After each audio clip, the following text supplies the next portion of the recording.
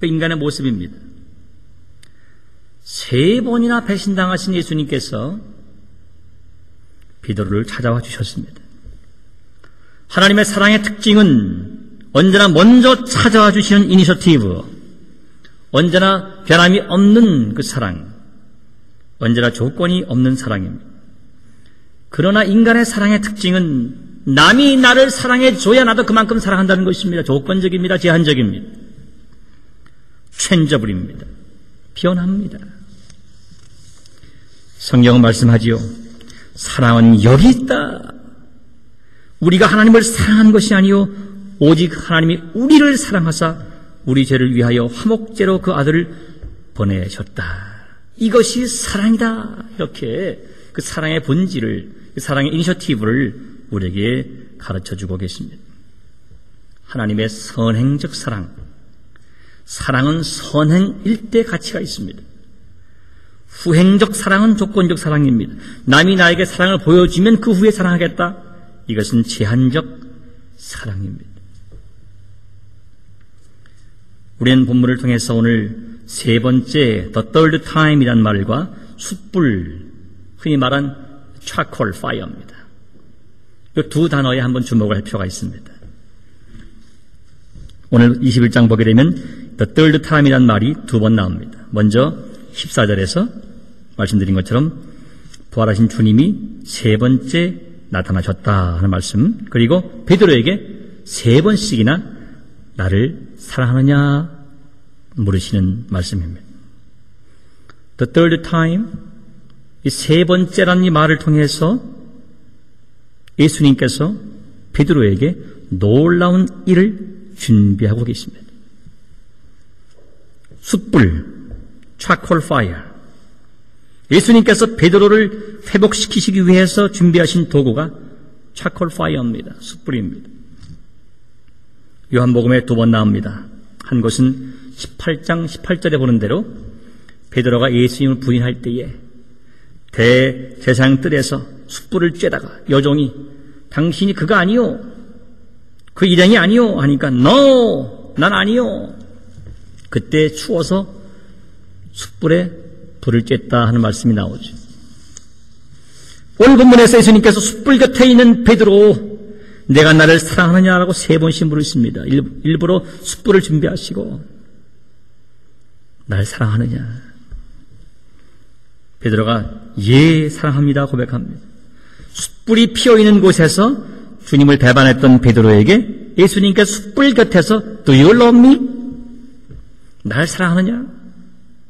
이렇게 묻고 계십니다. 이것은 회복과 영적 성장을 위한 계기는 실패의 근원을 찾는 데서 시작한다는 사실을 보여줍니다. 실패의 근원이 어디냐? 실패의 뿌리가 어디냐? 예수님께서 그 숯불, 차콜 파이어를 기억하시면서 그의 아픔의 현장을 기억하시면서 그 자리로 looking back, look back 하게 하신 것입니다. 베드로가 숯불 옆에서 주님을 배신했습니다. 숯불 옆에서 첫사랑을 잃어버렸습니다. 첫사랑을 잃어버린 그 숯불 옆에서 주님께서 첫사랑을 다시 리카바 시켜주시길 원하십니다. 다시 일어나기를 원하십니다. 사랑하는 성도 여러분, 여러분들이 혹시 첫사랑을 잃어버린 그 장소는 어디입니까? 그때는 언제입니까? 그때 그 장소를 찾아서 그리로 돌아가야 합니다. 그래야 주님 사랑을 되찾게 됩니다. 반드시 찾아야 합니다. must입니다. 그러나 어떤 의미에서는 첫사랑을 잃어버린 시절과 장소보다 더 귀한 것은 처음 사랑을 불태운 그 시절, 그 장소가 더 귀해 보입니다. 너를 책망할 것이 있나니 너의 처음 사랑을 버렸느니라. 에베소 교회를 향한 주님의 책망이었습니다. 주님을 처음 뜨겁게 사랑했던 그때의 그 시절은 언제고 그 장소는 어디냐? 저는 자주 이런 생각을 합니다. 내 삶의 시계가 내 삶의 시계바늘이 한 번만 뒤로 갈 수 있다면 나는 그때로 하고 싶다. 제가 주님을 가장 사랑했던 사관생도 시절입니다. 늘 교회만 올라가면 눈물이 쏟아지고 언제 어디서나 주님을 노래했던 시절이었습니다. 휴가 때 지나가는 마을 교회에서도 쪽지를 올려서 괜히 특송을 불렀던 기억이 있었습니다. 그땐 목소리가 참 아름다웠습니다. 왜 그런지 아세요? 죄를 몰랐기 때문입니다. 죄를 알았지만 죄를 짓지 않았던 것 같아요. 저는 지난 목요일 밤늦게 이 설교를 타이핑하면서 얼마나 울었는지 모릅니다. 하염없이 울었습니다. 제 방에서 혼자 설교 준비하면서 얼마나 울었는지 모릅니다. 그렇게 주님만을 사랑했던 그 시절이 너무나 그리웠기 때문이죠. 주님이 저를 지금 제가 은혜 받았던 해군상학교 언덕 위 작은 교회당으로 이끌어 주신다면 그 교회가 제가 나중엔 담임 목사가 되어서 2년간 일을 했었습니다마는 지금은 조영기 목사님이 큰 교회를 지어주셨는데 제가 생도 때는 아주 작은 그 언덕 위에서 바다가 보이는 작은 교회였습니다.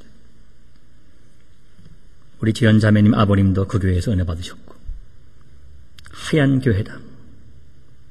제가 아는 합성 중에 There's a chapel on the hill 이런 노래가 있었어요.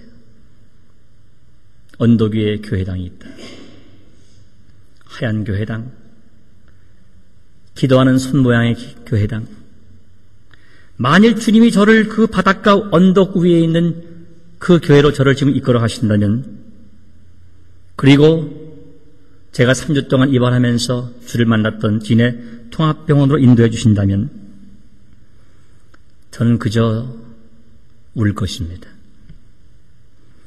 그때 그곳에서 주님을 만났고 그때 그곳에서 울면서 주의 종이 되겠다고 헌신했기 때문입니다. 주님께서 제 헌신을 받아주시고 소원대로 회사 출신 중엔 처음으로 6년간 신학교에서 위탁교육을 시켜주셨고, 남들은 학비가 없어서 고생할 때 저는 전액 장학생으로 공부를 했고, 대학원은 또 나라에서 돈을 줬고, 제 꿈대로 목사가 되게 하셨고, 또 꿈은 아니었지만 군종관까지 되게 하신 그 은혜를 입었지만은 저는 그 은혜를 잊어버리고 살았습니다. 그 옛날 뜨겁게 주님만을 사랑했던 모습이 지금 아닙니다.